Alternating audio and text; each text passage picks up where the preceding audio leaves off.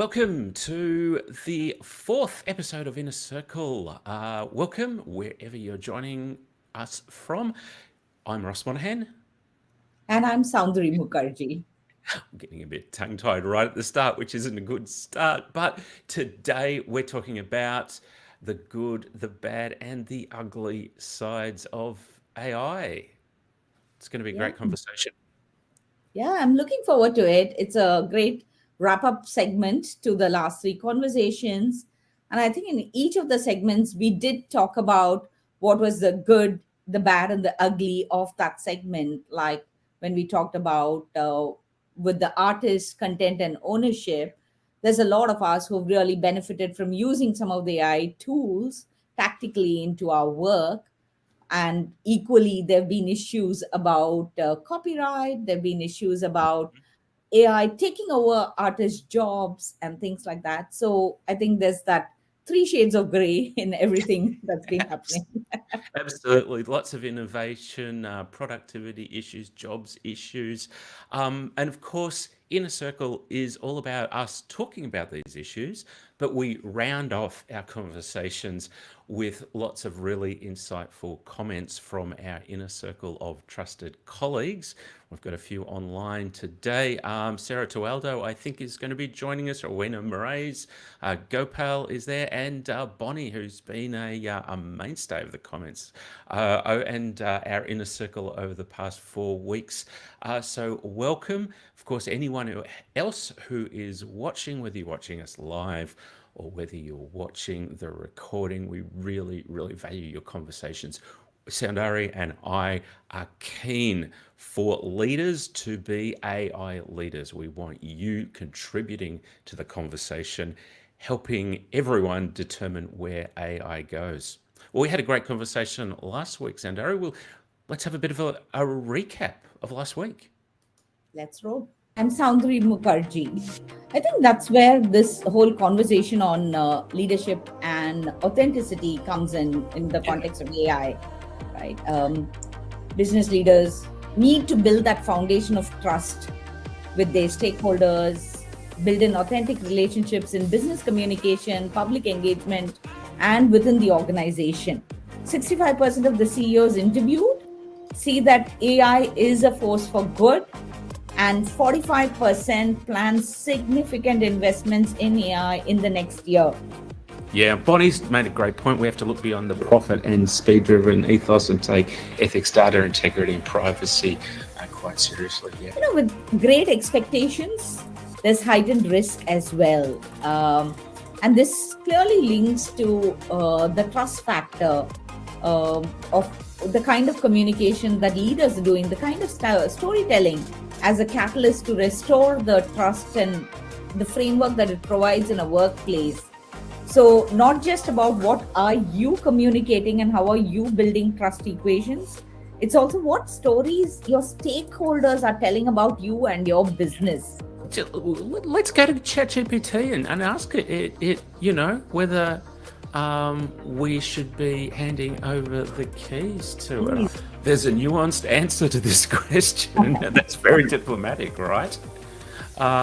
With certain tasks, it should not be replaced by human leadership. Here's why: ethical decision making, limited scope, accountability, emotional intelligence, the personal touch. Hey, look, without reading it all in depth, that's not too bad an answer. I loved your comment about with great expectation comes those risks. I think that was a really good comment. I see a lot of positive trends. For instance, in India, there's a company called Karya, which works with local language building. So AI needs data. A lot of the data that's coming and helping it refine its act is in English. But they've got this bunch of people who have other jobs, but low end jobs, or they are like teachers who are looking to supplement their income, talk a lot in their local language. In this case, they're working with in Bangalore with Kannada. That's the language there to really help. So a lot of the data work is also getting democratized and localized. And Karya says that it's a non-profit which is the world's first ethical data company. So Right. working with a lot of NGOs to give access for the poorest of the poor to get on board and supplement their income where the minimum wage could be really low. So I think looking at some of that is the positive side of it for sure, the good part of it. And I think, Ross, you made a great comment previously, and I would like you to talk about that on why everybody needs to be part of this conversation. I mean, you Mm. don't need to be a techie, No, and you no, have a that's great analogy around it. yeah. Look, I'm a firm believer that we all need to be part of the conversation. I did a workshop yesterday for an organisation. I think pretty quickly that the people there are a range of communicators, really understood that they understood and knew about a lot of the really important issues that regulators need to be thinking about. So I think all of us should be AI leaders, and I think, if you think about, you've heard of the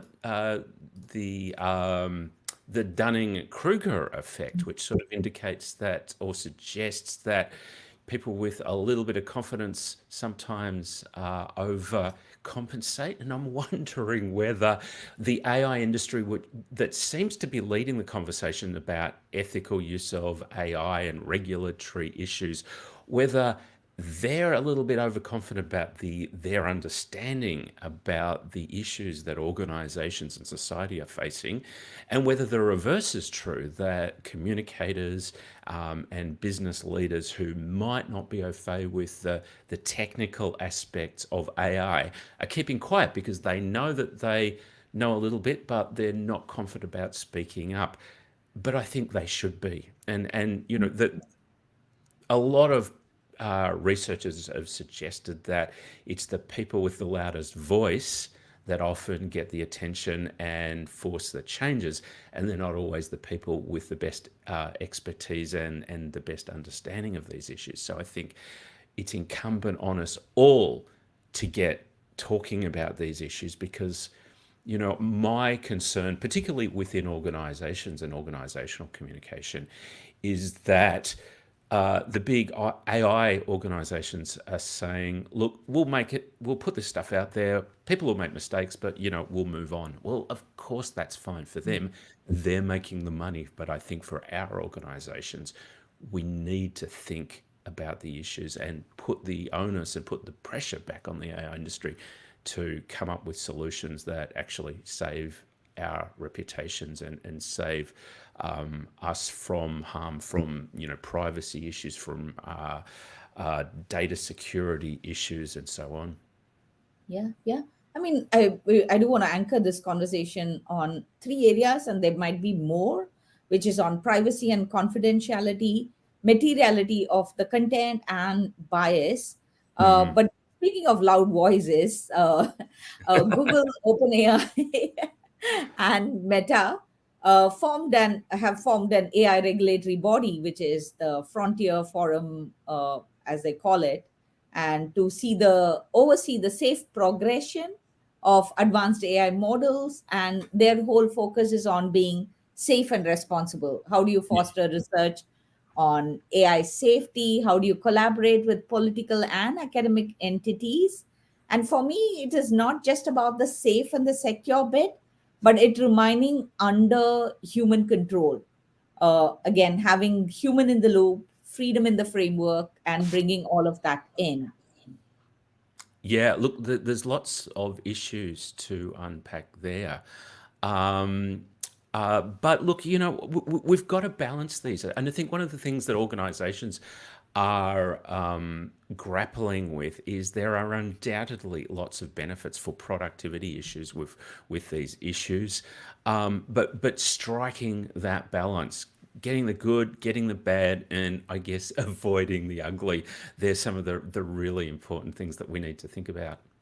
Yeah, and exactly to Gopal's point about overestimating the positive impact and underestimating the negative impact of Yeah, AI. And that's where the trend is going at the moment, for sure. and Should we bodies made. also? Yeah, and Yeah. and Bonnie's just sorry to interrupt there. Bonnie's made another great point that it's so important to have people who push for progress. They're equally important to have those who push against the speed of progress. Look, Mm. absolutely being that person that asks the questions, and I think that's the way we framed these conversations. Right, we don't have the answers, but by talking about these issues, it raises issues that we can start to think about and start address, which is really important.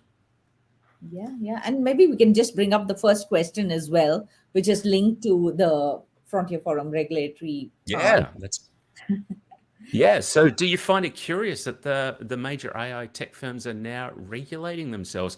That's a really interesting one. It's died down a little bit. Of course, the White House it was about 4 weeks ago, I think, asked the AI leaders, the open AIs, the Microsofts of the world. So the tech industry went to the White House and started talking about the regulatory issues. Look, that's a great start, I guess, but I think we need a much more broader conversation about these issues. Yeah. So There's a really, security and yeah, please go on. I'm just keen to hear what our inner circle and anyone listening Yeah, thinks about yeah, these yeah. issues as well. Yeah, yeah. Mm. I mean, what you mentioned about security. So there's a security side, there's a justice side, there's the openness of, creating an open and transparent part, and the human scrutiny that's coming on.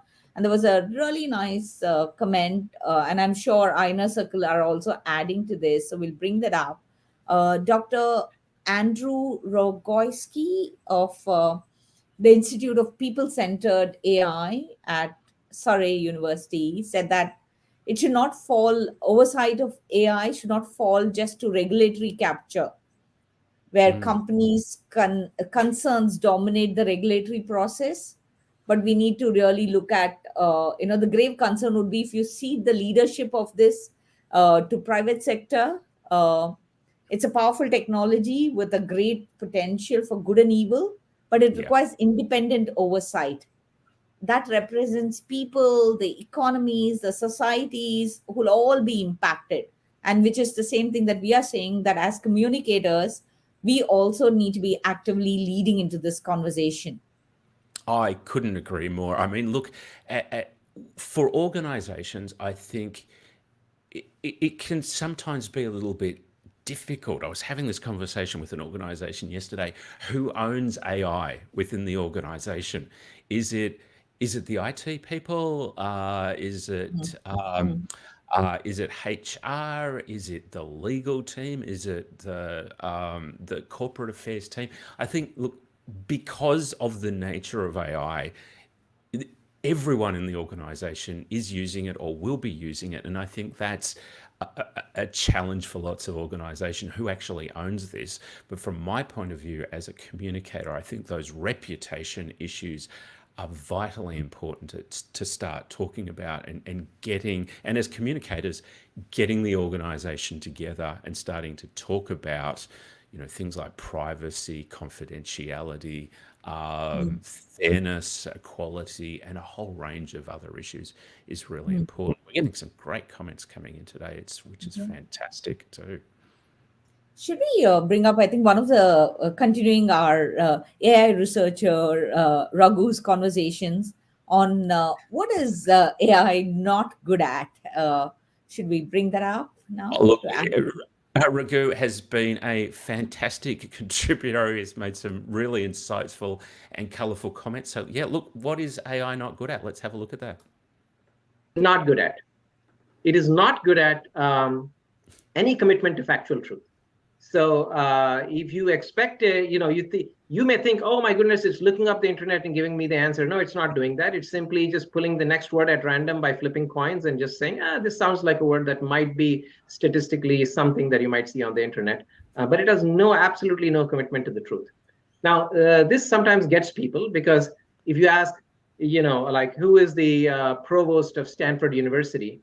Well, it sort of asks itself, it doesn't say who's the provost of Stanford University, let me go find that answer out. No, that's not what it does. It simply says, if the first few words were who's the provost of Stanford University, what is the likely next few words in the internet? And you'd say the provost of Stanford University is, and it would actually pull out a name that is likely to be true, because on the internet, you don't see 1,000 different names for the provost of Stanford University, and it just pulls out of the statistics of the internet. So it gives the impression sometimes of actually pulling out some facts, but in fact, it's just pulling out, what it thinks is beautifully flowing prose.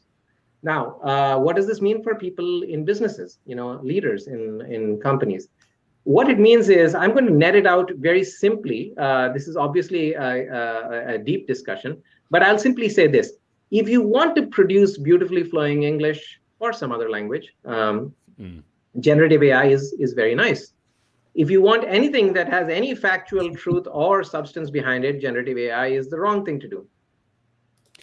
Yeah, look, and I'm reminded about this I was reminded when I saw a TV news story a couple of months back. A counsellor here in Victoria. Let's just have a quick look at some of this about some issues with inaccuracy of that information. Where I was actually known as the whistleblower in the case, where I raised concerns about illegal activities. ChatGPT works by cobbling together information from multiple online sources, filling in the gaps on its own. In research, we call this AI hallucination.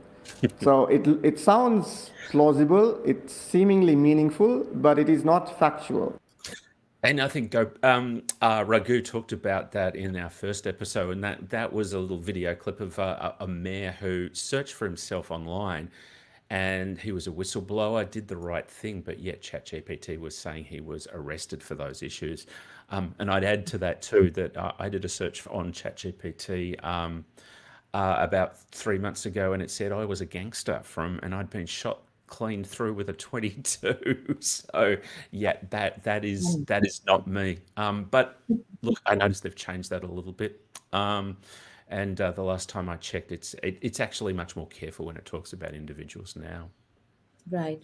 And I think Google's UK boss, Debbie Weinstein, clearly also said that this is experimentation in progress.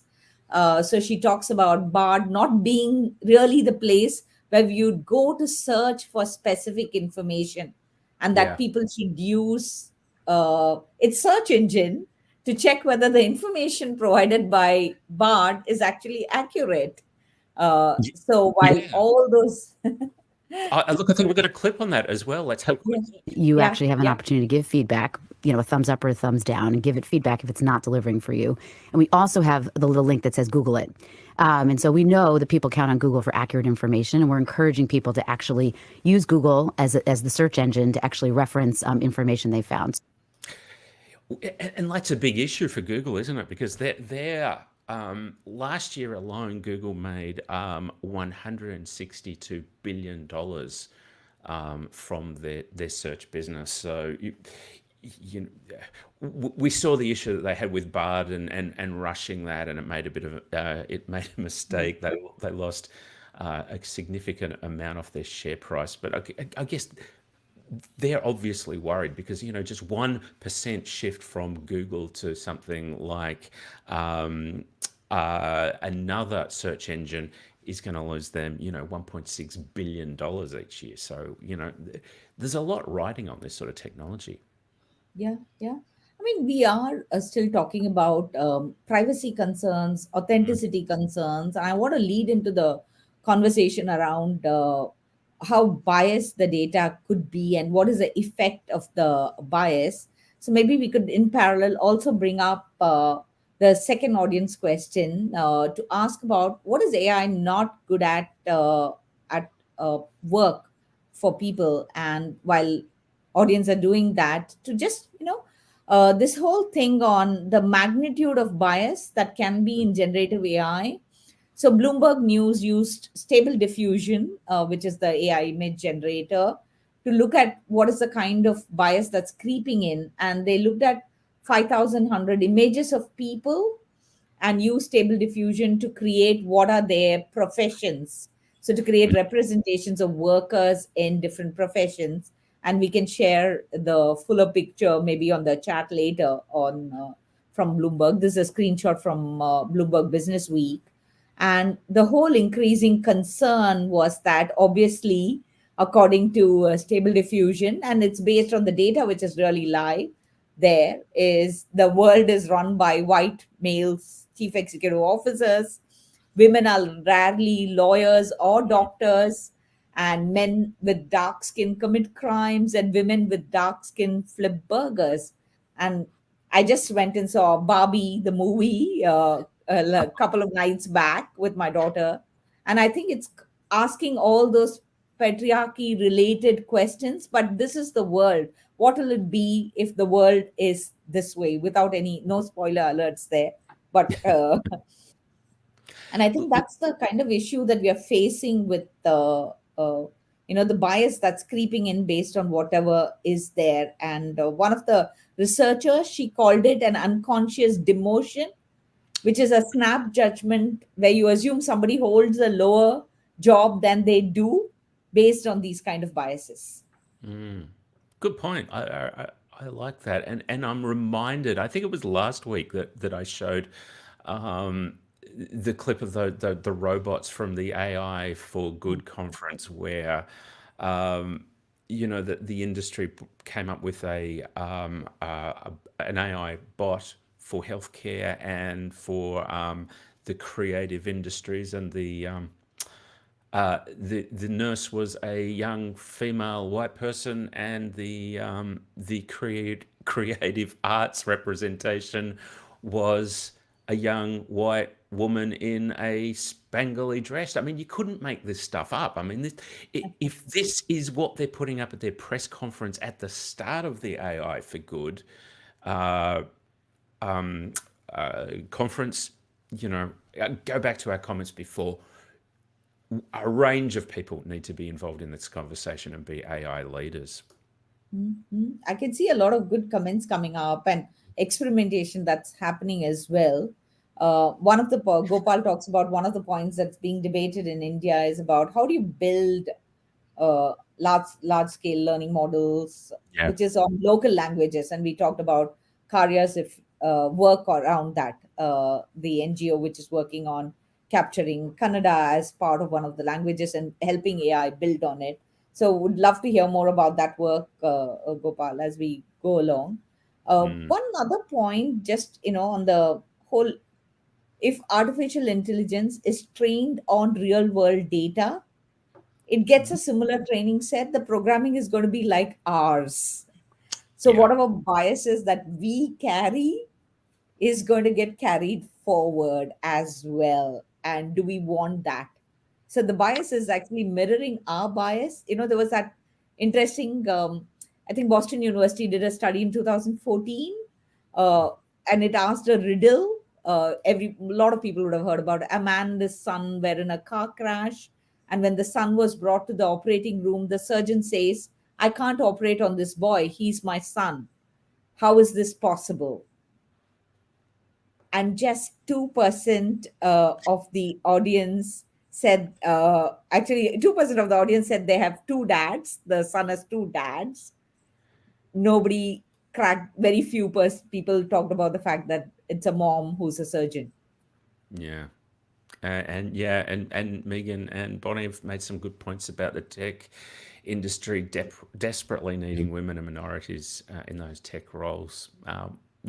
Which I totally agree with. That's a pretty recognised issue in STEM, but look, anyone can.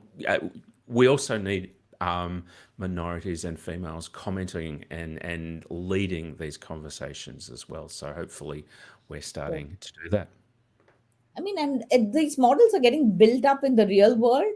Like, say, for instance, somebody's working on ensuring that every time a quote is given on media news or a journalist, they have access to a database which has a mix of voices. Because otherwise, you're going to say, oh, this is what is easily available. Let me take it and quote that instead of trying to do the hard work of finding I need diverse thought processes coming into my reporting. So who else can I contact part of it? And Genevieve, who was there in one of the previous sessions, she pointed to a lot of this bias in AI research and the work that was being done by Susan Berthium, who is an author of Inclusive Language Field Guide. She talked about ChatGPT looking at assuming that doctors are male and nurses are female, and Yeah. a lot of the linguists who did those experiments around it, ChatGPT was really pushing back, saying, there was this Hadas Kotek who had asked this question, saying AI to interpret certain sentences, and it came up with weird interpretation. And if he said the nurse yelled at the doctor because she was late and asked who was late, ChatGPT said it's the nurse who's late. Mm. And assuming, I think some of these are work in progress. AI is Yeah. picking up a lot of this data and working around it to see what might be better data. Yeah. And I mean, always reminds me of Alan Key, the computer pioneer, who said the best way to predict the future is to invent it.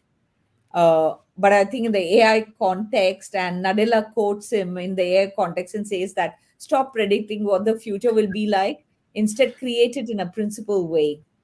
Absolutely, I think that's great. And look, that's a good point to talk about some of the positives of AI as well. I know we've already we've talked about lots of the positives during this series, but one of the things that I like to do is to actually make my communication more accessible by running it through AI and getting it to challenge me in my writing. It also can help you translate more difficult text into easier text. I asked it ChatGPT the other day to translate something into something that a 7-year-old could understand, and it spat out something saying, "Okay, kiddo, here it is." So it's also got a bit of a sense of humor as well. But look, we're coming to the end of our series. We've only got a couple of minutes left. This has been a great series of 4 episodes about AI issues, but we do have one question left, don't we, to ask? And that is, Absolutely. as AI leaders, what's your priority area for you and your organization? Soundari, I'm going to ask you that question. What's a priority for you after this session in relation to AI? Yeah, one is getting into conversations and discussions with organizations, looking at organizations collecting both success stories and failure stories, sharing Mm, them, creating a knowledge management base on really building your technology quotient, and saying that you really, as a global community, want to come together to harness AI, but to improve everyone's lives. mm. And that's something that I am looking forward. And we talked about it, Ross, and you're doing work with organizations on this. So how both of us could get involved with organizations Yeah, on building on this conversation. absolutely. Look, I love um, chatting with organizations about the opportunities, about how you can increase productivity, but also not to forget that everyone within your organization is going to be using AI, thinking about the policy, the regulatory issues, making sure that you use it responsibly, that you're open, transparent. They're the conversations that I want everyone to have.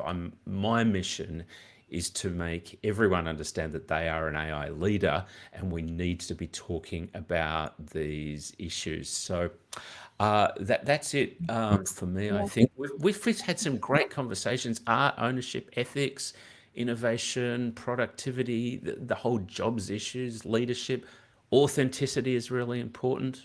Um, Yeah, yeah. I want to really acknowledge our inner circle who have showered their knowledge and insights generously over the course of the 4 live streams. Uh, Gopal talked about ChatGPT 5 being, 1,000 times even better. And yeah, I think the picture that's emerging from all this research is messy, but it's also dynamic. And just as technology evolves, so will the attitude towards that technology. So, really keeping the conversation going, being open to listening and learning, which is again something that we are learning a lot from these chat live stream chats. the research part of it in getting us organized together on this has also been really useful and personally nourishing. So thank you, Ross, for being there with me on this. Well, look, it's just the start of the journey, isn't it? So we're going to have lots more conversations about these issues, I'm sure. I encourage you watching to continue these conversations. If you want some help with that, with those issues, of course, contact myself at Soundari, where we're happy to help. We love these issues. We want organizations to be able to tell their good stories, to be able to avoid risks, to be much more ethical and responsible and profitable organizations. So thanks very much. This has been a great series. And again, just thank you to all our Inner Circle guests over the series. It's been invaluable. We couldn't have done it without you. So for our final episode for this series, thanks very much. Thank you so much.